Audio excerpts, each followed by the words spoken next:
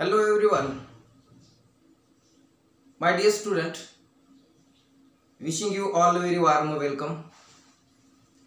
Today we are going to discussing about the factor affecting on the photosynthesis. In the previous video section, we were already discussed about the important part of the photosynthesis, and these important parts are crassulacean, acid metabolism or CAM is a mechanism of the photosynthesis. तर आपण शेवटच्या video section मध्ये CAM याबद्दलची चर्चा केलेली आहे आणि आज टुडे आपण चर्चा करणार आहोत the factors which are normally affect the process of photosynthesis. प्रकाश संश्लेषणाची जी प्रक्रिया आहे त्या प्रक्रियेवर कशा पद्धतीने काही घटकांचा परिणाम होतो त्याबद्दलची चर्चा आज आपल्याला ह्या व्हिडिओ लेक्चर मध्ये करायची आहे. ठीक आहे, तर मग निघू पुढे. बेटा, factor affecting the photosynthesis. Photosynthesis affected by internal and external factor. External पण काही फॅक्टर आहेत, इंटरनल पण काही फॅक्टर्स आहेत. these factors can affect the process of photosynthesis. Now we just try to find out and learn how they can affect on the process photosynthesis. कशा प्रकारे ते प्रकाश संश्लेषणावर म्हणजे फोटोसिंथेसिस वर परिणाम करणार आहेत and which are they, ते कोणते आहेत ते बघू. So we are started with external factor. आपण सुरुवातीला एक्सटर्नल फॅक्टर बघू. In the external factor light is present, म्हणजे लाईट आहे, CO2 आहे, त्याच्यानंतर बेटा वॉटर आहे. असे various type of external factors आहेत. These external factors are studied properly today. आज आपण त्याची स्टडी करू. चला, पहिलं लाईट घेऊ. It is essential factor. बेटा, लाईट आपण बघितला हा chapter in the previous video section. We learn about the importance of the light in the process of photosynthesis. ह्या फोटोसिंथेसिसच्या प्रक्रियेत लाईटचं किती महत्व आहे आपण पाहिलं, म्हणून तो इसेन्शियल फॅक्टर आहे आणि तो एक्सटर्नल फॅक्टर आहे. Number 2, it supply the energy necessary for the photosynthesis. बेटा, फोटोसिंथेसिसच्या प्रोसेस साठी जी एनर्जी पाहिजे असते that energy is provided by the light. लाईटने ती एनर्जी प्रोव्हाइड करायची आहे, मग फोटोसिंथेसिसची प्रोसेस कॅरी ऑन होते. Number 3, both quality and intensity of the light. बेटा, इंटेन्सिटी ऑफ द लाईट आहे प्रकाशाची तीव्रता मराठीमध्ये आपण म्हणू, and quality of the light म्हणजे लाईटची तीव्रता आणि गुणवत्ता. लाईटची तीव्रता आणि गुणवत्ता, both these factors can affect on the process of the photosynthesis. दोन्ही प्रकारच्या घटकांचा परिणाम प्रकाश संश्लेषणावर होतो. Next, at the low light intensity, लाईटची इंटेन्सिटी लो असेल म्हणजे प्रकाशाची तीव्रता कमी असेल, the rate of the photosynthesis reduced होणार आहे. बेटा, काय असेल, लो लाईट इंटेन्सिटी असेल तर बेटा डायरेक्ट त्याचा फोटोसिंथेसिसच्या वर परिणाम होतो आणि फोटोसिंथेसिस रेड्युस्ड होतं म्हणजे प्रकाश संश्लेषण कमी होतं, कारण लाईटची इंटेन्सिटी कशी होती, लो होती. आता याच्या विरुद्ध कसं, if the light intensity is high then the rate of the photosynthesis also increase. खाली लिहिलेलं आहे, as the light intensity increase, लाईटची इंटेन्सिटी, प्रकाशाची इंटेन्सिटी वाढली बेटा की definitely the rate of the photosynthesis जो आहे तो रिस्पेक्टिव्हली वाढल्याशिवाय राहणार नाही. म्हणजे वी कॅन अंडरस्टँड दॅट या दोन सेंटेन्सेस वरून we conclude one thing, the intensity can definitely or directly affected on the rate of the photosynthesis directly. If low intensity, less photosynthesis, more intensity, more photosynthesis. चलो बेटा next. The light intensity at which the plant can achieve the maximum amount of photosynthesis.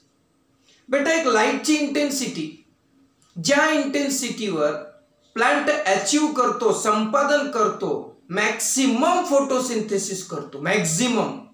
आता intensity different आहेत बेटा, तर त्या different इंटेन्सिटीवर नव्हे, photosynthesis ज्या intensity of the light वर मॅक्सिमम होतं तिथे एक पॉइंट असतो, and such point is called as a light saturation point असे आपण त्याला म्हणतो. काय म्हणतो बेटा? लाईट सॅच्युरेशन पॉइंट असे आपण म्हणतो, किंवा त्याला म्हणायचं आहे की एक पर्टिक्युलर इंटेन्सिटी आहे, and on that intensity the photosynthesis is a maximum. ते फोटोसिंथेसिस खूप मोठ्या प्रमाणात होतं, तर त्या प्रकाराला, त्या पॉइंटला आपण लाईट सॅच्युरेशन, सॅच्युरेशन म्हणजे एकत्र जमा होणे होय, त्याला पॉइंट असे म्हणतो. Next, highest rate of the photosynthesis takes place in. आता जो highest rate of the photosynthesis आहे तो आहे बेटा आपल्या विजिबल स्पेक्ट्रमच्या दोन भागांमध्ये. एक भाग आहे रेड रेज वाला आणि दुसरा आहे ब्ल्यू रेज वाला. लाईट आणि ब्ल्यू रेज या दोन रेज मध्ये मुलांनो आणि मुलींनो highest rate of the photosynthesis आपल्याला झालेला दिसून येतो. परत बेटा next we are moving to the right corner of the board. In the most of the plant, photosynthesis is a maximum in a bright diffused sunlight. बेटा जास्तीत जास्त plants मध्ये ना, जास्तीत जास्त प्लांट्स मध्ये जे फोटोसिंथेसिसची प्रक्रिया व्यवस्थितरित्या झालेली दिसते. वाक्य बघा, most of the plant photosynthesis is a maximum. जास्तीत जास्त प्लांट्स मध्ये फोटोसिंथेसिस मॅक्सिमम दिसतं. इन कधी, कुठे? Bright diffused light. Diffused means त्याची मूवमेंट आहे, आणि त्या ब्राईट डिफ्युज्ड सनलाईट मध्ये आम्हाला मॅक्सिमम फोटोसिंथेसिस झालेलं दिसतं. It also has been found that, असं आमच्या लक्षात आलेलं आहे हे. It also has been found that uninterrupted and continuous photosynthesis. Uninterrupted म्हणजे काय? अनइंटरप्टेड म्हणजे बेटा की there is a no interruption in the process of photosynthesis.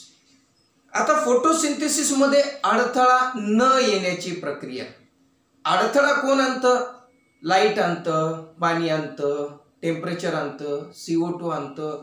सगळे various type of the factor can interrupt the process of the photosynthesis. करू शकतात, पण सगळे व्यवस्थित आहेत बेटा. Every type of the factor which is normally require for the एक optimum photosynthesis साठी आवश्यक आहेत. So every type of such factors are present in required concentration. Then the process of the photosynthesis is uninterrupted. When and continuous photosynthesis for relatively longer period of the time may sustain without any visible damage. तर अशा वेळेस without any visible damage effect on the photosynthesis, कुठल्याच प्रकारचा visible damage मुलांना आणि मुलींना आपल्याला दिसून येणार नाही. वाक्य परत एकदा बघा. It has been found that uninterrupted and continuous photosynthesis. Uninterrupted आणि कंटिन्यू. इंटरप्टेड म्हणजे अडथळा आणि अनइंटरप्टेड म्हणजे विदाउट अडथळा. Uninterrupted continuous photosynthesis for relatively long time. खूप वेळासाठी कंटिन्यू फोटोसिंथेसिस घडलं, खूप वेळासाठी, प्रचंड वेळासाठी. मग longer period may be sustained without any visible damage. तर अशा प्लांट्स मध्ये कुठल्याही प्रकारचं डॅमेज आपल्याला झालेलं दिसून येत नाही.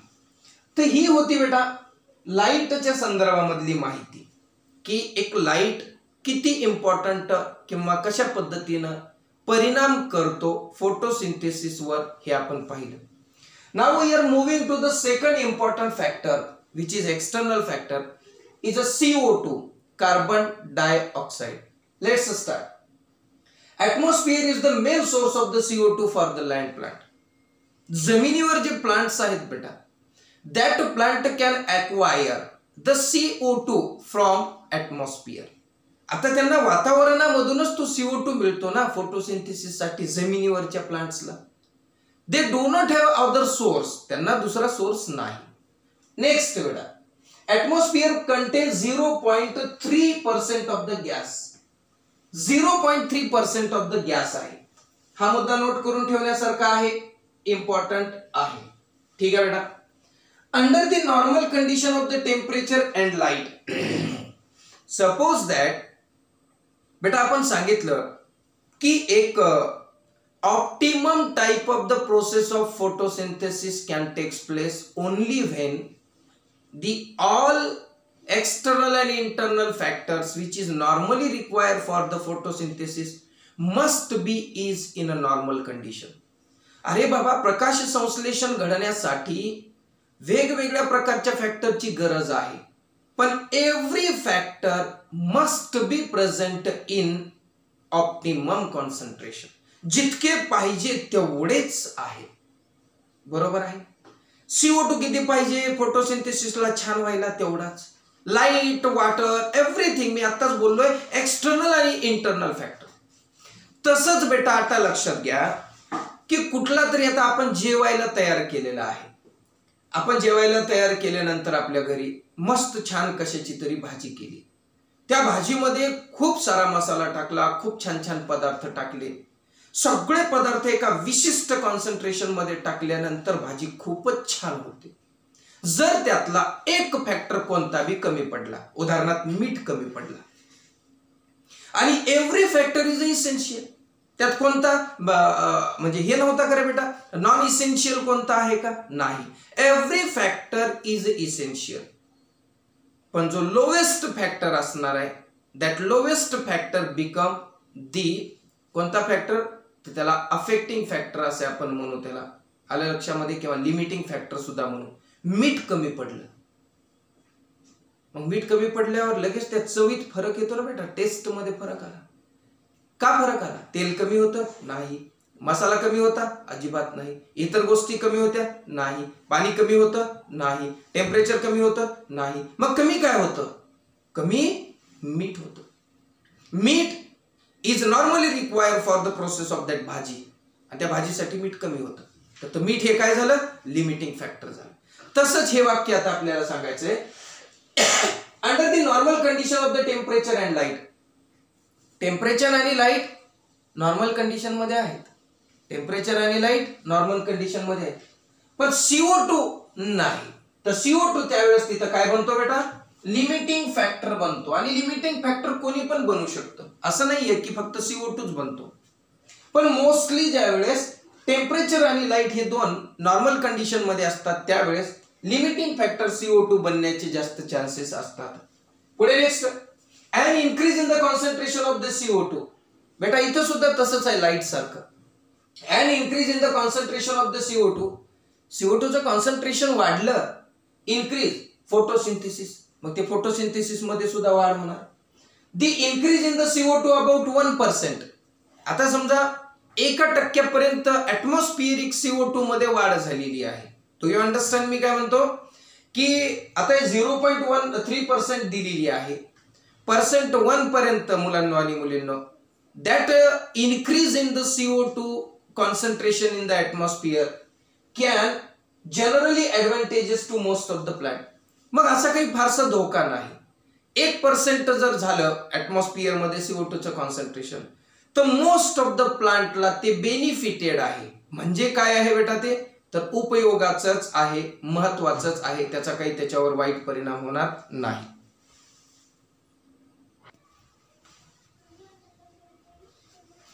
तसेच the higher concentration of the gas, तो जो CO2 आहे त्याचं कॉन्सन्ट्रेशन हायर झालं.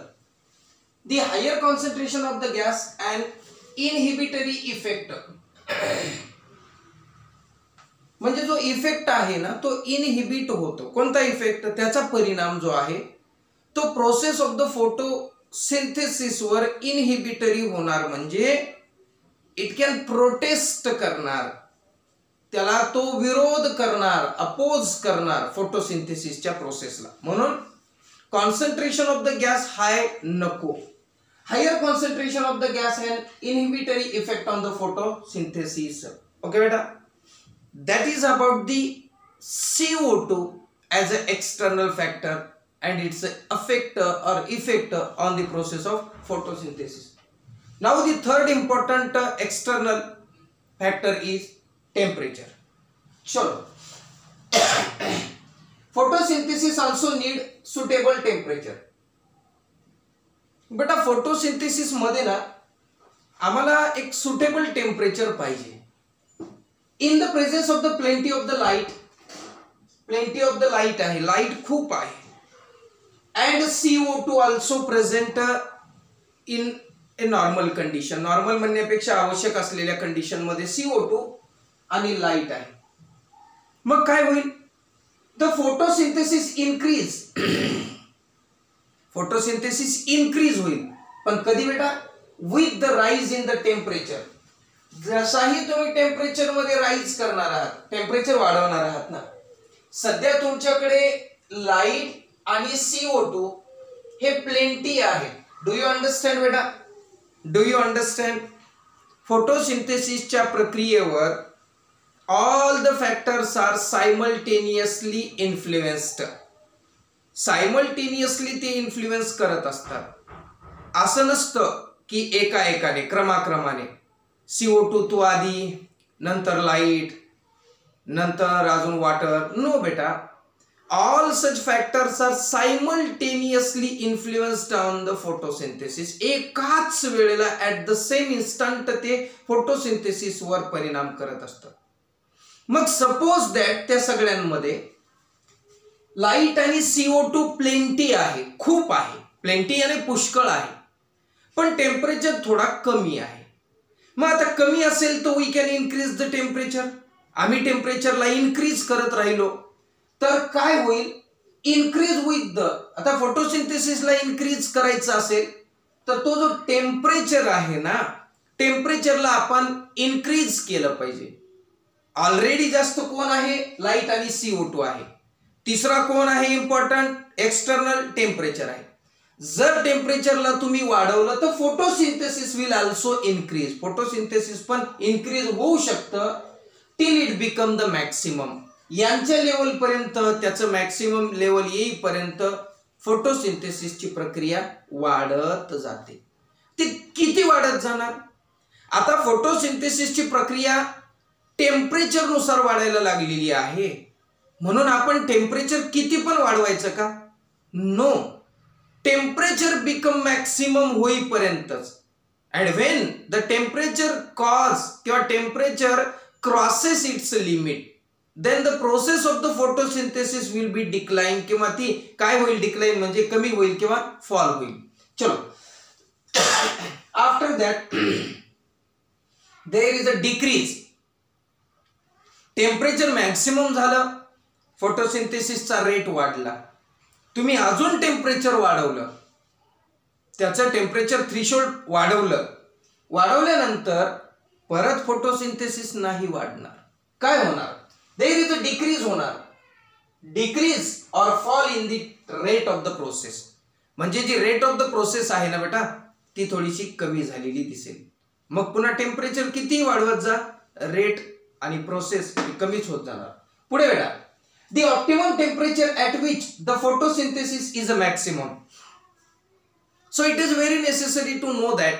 आम्हाला हे जाणून घ्यायचं आहे की बाबा टेम्परेचर जे आहे ते फोटोसिंथेसिस साठी, मॅक्सिमम फोटोसिंथेसिस साठी ऑप्टिमम टेम्परेचर किती पाहिजे, ज्या टेम्परेचरवर सगळे प्लांट्स व्यवस्थित आणि खूप मोठ्या प्रमाणात फोटोसिंथेसिस करतात. दी ऑप्टिमम टेम्परेचर, ऑप्टिममचा अर्थ मराठीमध्ये सर्वोत्कृष्ट होय, सर्वोत्कृष्ट. ठीक आहे बेटा? Yes. Optimum temperature at which the photosynthesis is a maximum, तर ते टेम्परेचर आहे बेटा 25 to 30 डिग्री सेल्सिअस. MCQ साठी लक्ष द्या इकडे. 25 to 30 degrees Celsius is a optimum temperature on which the photosynthesis is a maximum. Okay बेटा, photosynthesis जास्त. Though the certain plants like opuntia, बेटा हे opuntia जे आहे याला डेझर्ट प्लांट सारखे प्लांट्स आहेत, डेझर्ट वाळवंटासारखे जिथे टेम्परेचर जास्त असतं. तर फोटोसिंथेसिस टेक्स प्लेस ॲज हाय ॲज 55 डिग्री सेल्सिअस. बेटा 55 डिग्री सेल्सिअस मध्ये सुद्धा ओपुन्शिया जे आहेत प्लांट्स आहेत, त्याला झेरोफायटिक प्लांट्स असे आपण म्हणतो, त्या प्लांट्स मध्ये काय झालेलं दिसेल बेटा, फोटोसिंथेसिस झालेलं दिसेल. Okay, this is the maximum temperature. मग ते 55 डिग्री सेल्सिअस टेम्परेचर आहे ना, जिथं फोटोसिंथेसिस मॅक्सिमम होतं, तर त्या प्लांटला तशा टेम्परेचरला आपण मॅक्सिमम टेम्परेचर असे म्हणतो. ओके, आता नेक्स्ट आहे बेटा the temperature at which the process just start of the photosynthesis. Photosynthesis ची प्रक्रिया किंवा फोटोसिंथेसिस ची प्रोसेस ज्या मिनिमम टेम्परेचरवर किंवा ज्या टेम्परेचरवर सुरुवात होते. Right now we are not talking about the rate of the photosynthesis. We are just talking about the start or the initiation of the process of photosynthesis. फक्त प्रकाश संश्लेषण सुरू होण्यासाठी किती टेम्परेचर लागतं, डू यू अंडरस्टँड बेटा. सुरू व्हायचे तर त्या टेम्परेचरला आपण मिनिमम टेम्परेचर असे म्हणतो. The temperature at which the process just start, फक्त ती स्टार्ट होते. So we are right now not talking about the rate. Rate बद्दल नाही, फक्त प्रकाश संश्लेषण चालू करायची, तर त्याला मिनिमम टेम्परेचर असं म्हणलं जातं. आणि जिथं मॅक्सिमम विद्यार्थ्यांना फोटोसिंथेसिस होतं त्याला मॅक्सिमम टेम्परेचर असं म्हणलं जातं. ठीक आहे बेटा. So this is the information of the external factor temperature. Right now we are moving towards the another most important external factor of the photosynthesis is a water. आता पुढे आम्ही वॉटर बद्दल बोलणार आहोत की हाऊ वॉटर इम्पॉर्टंट और how can water affect on the process of photosynthesis. कसं पाणी किंवा वॉटर हे फोटोसिंथेसिसवर अफेक्ट करतं याची चर्चा करू. Let's start. It is a raw material. बेटा ज्यावेळेस आपण in the beginning of this chapter we would collect information that there is some raw material which is normally required for process of the photosynthesis, and in that raw material there is a water. त्याच raw material मध्ये water होतं आणि water हा raw material म्हणून consider केला जातो. कच्चा माल आहे फोटोसिंथेसिस साठी.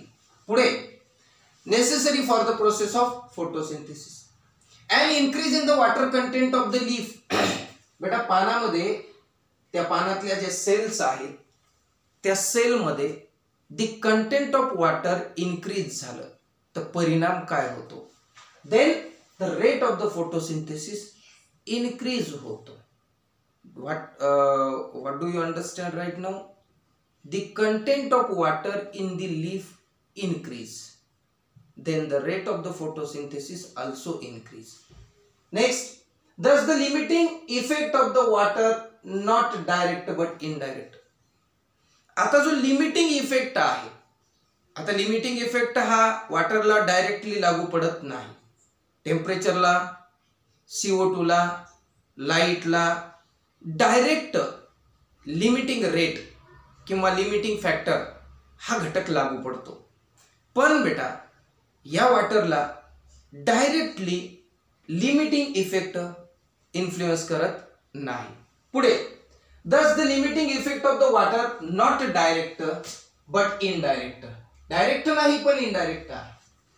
Now we need to understand, आपल्याला आता ते समजून घ्यायचंय की why water is indirect limiting effect. As we earlier mentioned that temperature, CO2, light, they having direct limiting effect, but water is an indirect limiting effect. So we need to find out the exact reason behind this. मागचं कारण शोधू. चलो त्यानंतर इथं काय लिहिलं, it is mainly due to the fact that it help in maintaining the turgidity of the cell, assimilatory cell. बेटा ज्या सेल मध्ये the process of the photosynthesis takes place व्हायला लागलेली आहे, that point is very important. ज्या सेलमध्ये मुलांना आणि मुलींनो the process of the photosynthesis carry out होत आहे, तर त्या प्रोसेसला आपण, त्या सेलला असिमिलेटरी सेल असे म्हणू. आणि टर्जिडिटी ऑफ द सेल आहे the amount of content of water in the cytoplasm of the cell or the protoplasm of the cell. बेटा आपल्याकडे सेल आहे, हो, सेलमध्ये सायटोप्लाझम आहे. सायटोप्लाझमचा मेजर कॉन्स्टिट्युएंट हा वॉटर आहे. ओके बेटा. And that water can maintain the turgidity of the cell. सेलची जी जाडी आहे, सेलचा जो फुगलेलापणा आहे, सेलची जी स्ट्रीमिंग आहे, all such things are properly maintained by the particular content, आणि that content is a water. म्हणजे पेशीद्रव्यामध्ये पाण्याचं प्रमाण हे कॉन्स्टंट असणं फार गरजेचं आहे, आणि ते कॉन्स्टंट मेंटेन करण्याचा प्रकार, the amount of water present in the cytoplasm is in a constant rate is also considered as a turgidity of the cell. If appropriate amount of the water present in the cytoplasm, then cell can perform the function of the photosynthesis, or cell can perform the photosynthesis at the right level or the normal level. Okay बेटा. Turgidity म्हणजे काय कळलं? सेलचा फुगीरपणा, and that फुगीरपणा is depending upon the content of the water in the cytoplasm or the protoplasm. चला बेटा next. and proper hydration of their protoplasm. काय proper hydration? आता proper hydration means काय बेटा? Hydration means the addition of the water molecule. Water molecules कुठल्याही घटकात आपण जर ऍड केला, वॉटर मॉलिक्यूल ऍड केला, तर त्या प्रक्रियेला आपण म्हणतो हायड्रेशन. ओके बेटा. आणि हे हायड्रेशन मेंटेन होतं प्रोटोप्लाझमचं, म्हणून डायरेक्ट इफेक्ट ऑफ वॉटर हे नाही, म्हणजे इनडायरेक्ट आहे. दोन कारणामुळे. MCQ ला जर प्रश्न आला की why water is indirect limiting effect, then we should understand these two important reasons. The first one, maintaining the turgidity of the assimilatory cell, and the second one, hydration of protoplasm of the cell. Due to this, we call them indirect limiting effect of water on the photosynthesis. पुढे, the amount of H2O in the photosynthesis is a very small. But amount of the H2O used in the photosynthesis, बघा पाण्याचं photosynthesis मध्ये जो वापर आहे, do you understand बेटा? The use of the water in the process of photosynthesis is a very small, खूप small. Next, photosynthesis is a very sensitive to the dehydration. आता photosynthesis खूपच सेन्सिटिव्ह आहे डिहायड्रेशन होण्यामुळे. म्हणजे डिहायड्रेशन मीन्स काय? Loss of the water molecule from cytoplasm और protoplasm. प्रोटोप्लाझम मधून किंवा सायटोप्लाझम मधून ज्या सेलमध्ये ही सगळी प्रक्रिया घडत आहे फोटोसिंथेसिसची, त्याच सेलमधून जर वॉटर मॉलिक्यूल लॉस होत असेल, म्हणजे वॉटर मॉलिक्यूल जर लॉस झालं तर त्या प्रक्रियेला आम्ही डिहायड्रेशन असे म्हणतो. आणि ह्या डिहायड्रेशनचा मात्र संबंध फोटोसिंथेसिस सोबत आहे. म्हणजे फोटोसिंथेसिस खूपच संवेदनशील आहे डिहायड्रेशन होण्यामुळे. ओके बेटा. तर ही होती वॉटरच्या संदर्भातली information. Fifth important part is oxygen. पाचवा जो घटक आहे तो आहे मुलांना आणि मुलींनो ऑक्सिजन. काय आहे ऑक्सिजनच्या बद्दलची चर्चा? At the very high O2 content, the rate of the photosynthesis begin to decline in the all plants. O2 कधी पण जास्त नसला पाहिजे, अति जास्त नसला पाहिजे, बिलकुल नसला पाहिजे.